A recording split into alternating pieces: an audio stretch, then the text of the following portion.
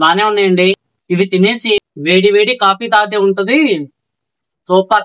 Hi అందరికి, నేను మీ గురజాల రాజాని. ఒక మంచి రెసిపీతో ఈ రోజు నేను మీ ముందుకు వచ్చేసాను. అదేంటో తెలుసుకుందామా? మా నాయనమ్మ చేసేదండి, అప్పుడు చాలా రుచిగా ఉండేవి. ఇప్పుడు అదే రుచిని నేను మీ ముందుకు తీసుకొని వస్తున్నాను. అవేంటో తెలుసా? సొరకాయ అప్పాలు. ఆ రెసిపీ ఎలా చేసుకోవాలో చూసేద్దామా?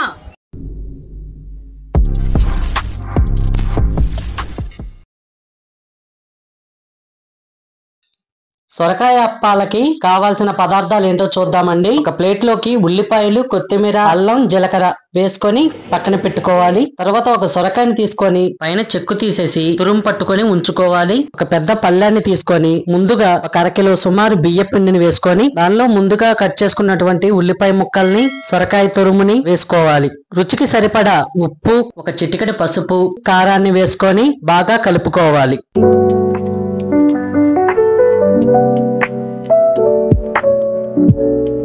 కలుపుకుంటూ మధ్య మధ్యలో కొంచెం నీళ్లు పోసుకొని కలుపుకోవాలి.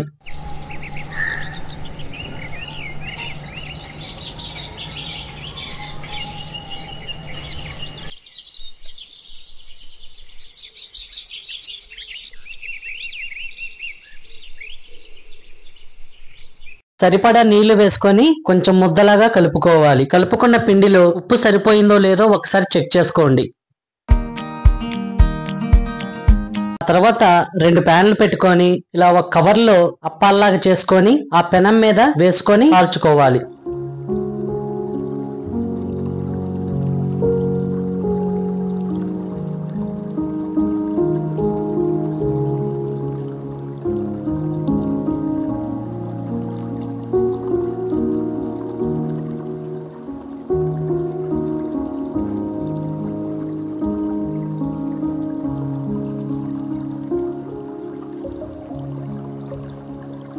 ఒక పక్క కాలిన తర్వాత రెండో పక్కన కూడా కాల్చుకోవాలి. ఈ సొరకాయ అప్పాలు ఎంతమందికి తెలుసో కామెంట్ చేయండి.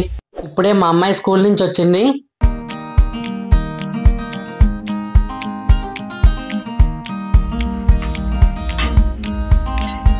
వీళ్ళకి పాత ఐడి కార్డు తీసేసి కొత్త ఐడి కార్డులు ఇచ్చారంట. ఆఫ్ కెమెరాలో పని చేయమన్నా చేయదు, కానీ కెమెరా గనక ఆన్ అయితే తెగ పని చేస్తా ఉంటుంది. మహానటి మాటల్లోనే సొరకాయ అప్పాలు రెడీ అయిపోతూ ఉన్నాయి. ఇక మీరేమంటారు? సొరకాయ అప్పాలు నచ్చాయా? ఈరోజు ఇంట్లో చేసిన సొరకాయ అప్పాలండి. తిని టేస్ట్ ఎలా ఉందో చెప్పేద్దాం, ఓకేనా?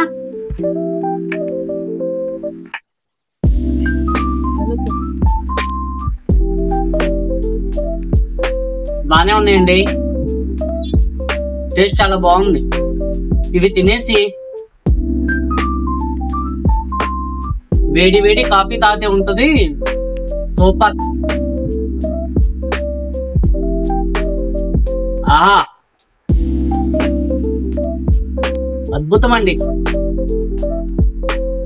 మీరు కూడా ఇలా ట్రై చేసుకుని తినండి, చాలా అంటే చాలా బాగుంది.